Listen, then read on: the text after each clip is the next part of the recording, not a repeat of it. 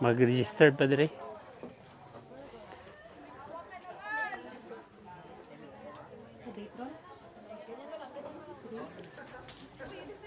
Oh, sa lang habang Before, dili man to yung ato kalala.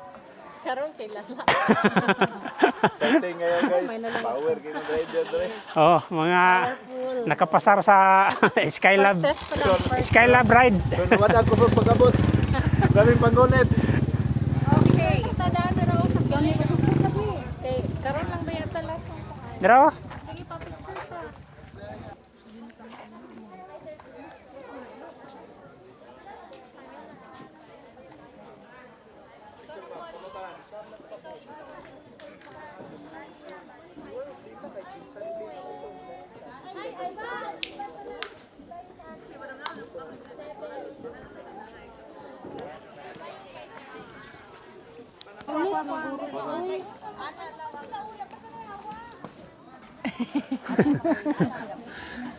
Oh, Sige na, mag-picture. awat.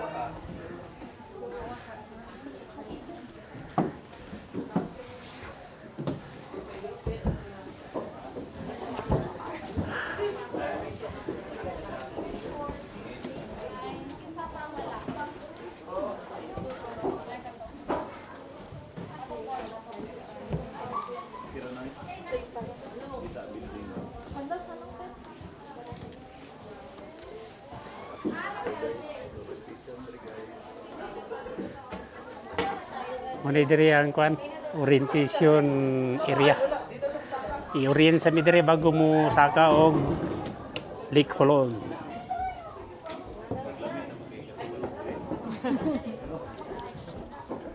Ibang dance na ibang dance po sa inyong lahat. Ito po ay kadang taho or atro dance po na i-present ng mga bata.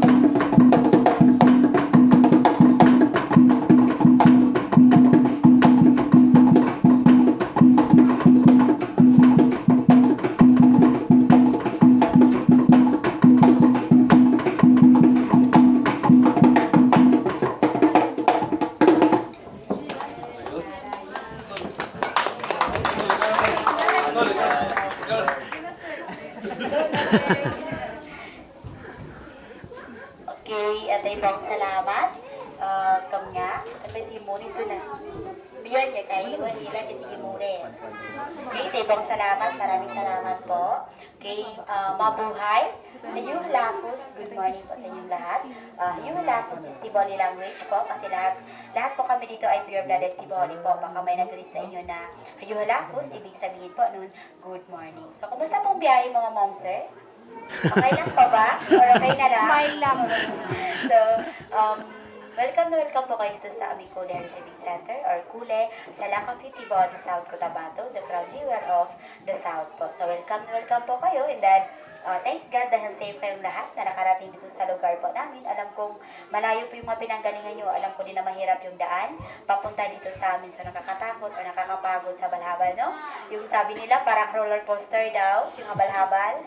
So alam kong lahat sa inyo naka-experience ng adventure sa ating Habal-Habal. So thanks God, walang na-fall or nakangiti pa rin po lahat na nakarating dito sa Kule Receiving Center po. So welcome na welcome po kayo dito sa Lake Holland po. Then thank you so much sa pagpili ng Lake Holland as part sa inyong Holy Week po, mga moms, sir.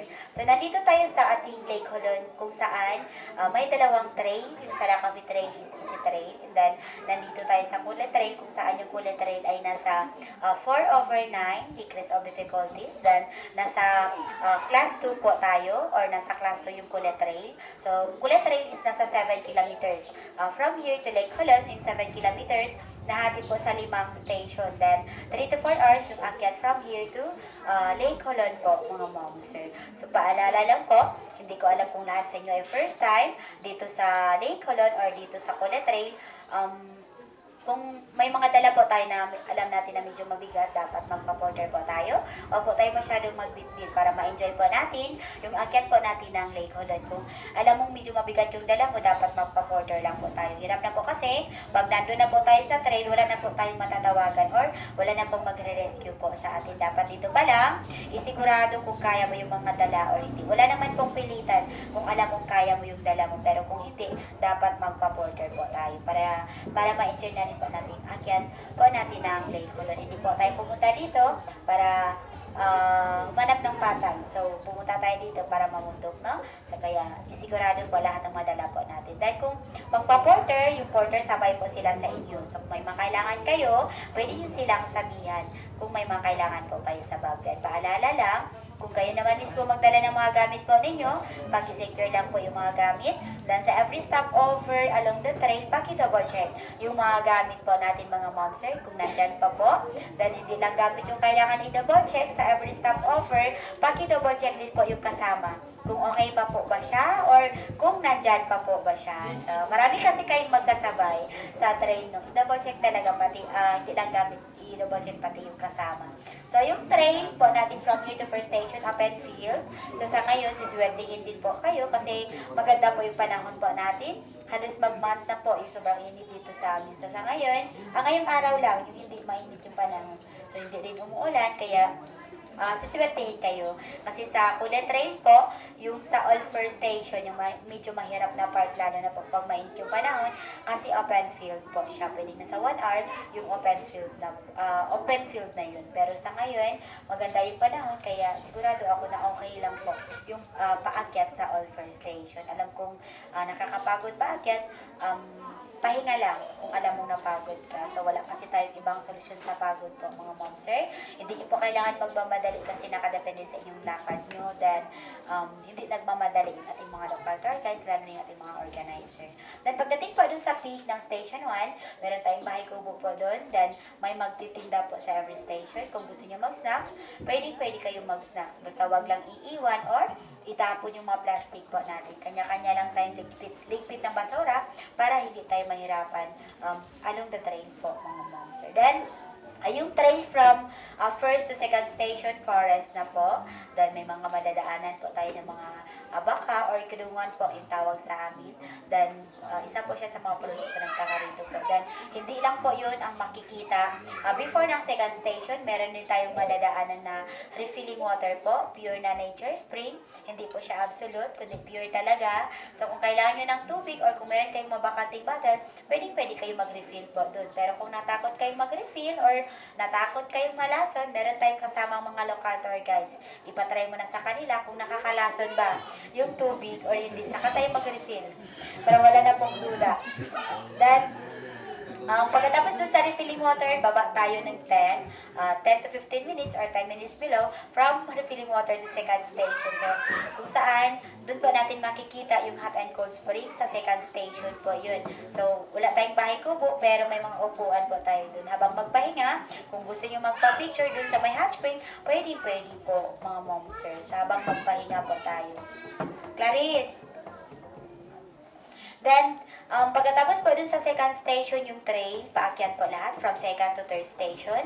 Sa unang ahon po nating paakyat, meron po tayong medyo patag or patagilid, pambawi sa tuhod paakyat. Then, pagkatapos po nun, aakyat na naman hanggang third station. So, dun sa third station, meron din po tayong bahay kubo po dun. Kung gusto nyo mag-lunch along the train or sa every station, pwede kayong mag-lunch. Basta wag lang iiwan or itapon yung mga plastic po natin. Then, along the trail, may mga makikita po tayo mga wild orchids. Kung gusto nyo may maiuwi, pwede nyo picturean para may maiuwi lang po tayo. Bawal po kasing pumitas, baka hindi na tayo makauwi na.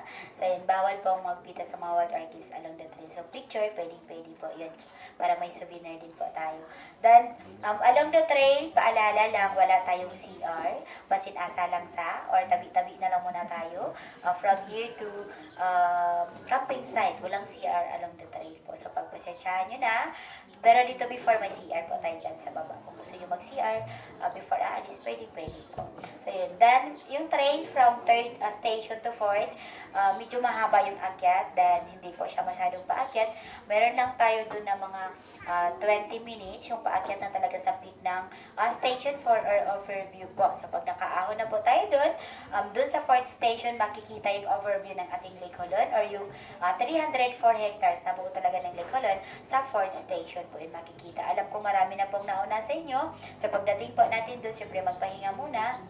Saka tayo magpa-picture dun sa may bato. So, meron po tayong bato na pwedeng maupuan, pwedeng tayuan din pag magpa-picture po tayo. So, doble ingat lang. Hindi ko alam kung madulas o hindi. Basta safety first po tayo palagi. Dahil kung sino sa yung gusto mag-jump shot, huwag po tayo basta-basta tatalon pag hindi tayo sigurado. Pero kung alam mong kaya mo, gusto mo talagang isulit, pwede naman po. Basta sigurado kayo na kaya nyo mag-jump shot dun sa ibabaw ng bato. Safety first lang po tayo palagi kasi meron tayong kasabihan na bawal pong ma-fall dun sa viewing deck kasi walang sasalog po.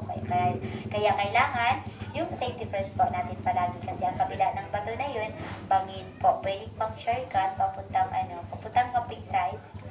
Yung pag nag-shoot tayo doon, so shortcut talaga yung madadaanan po natin.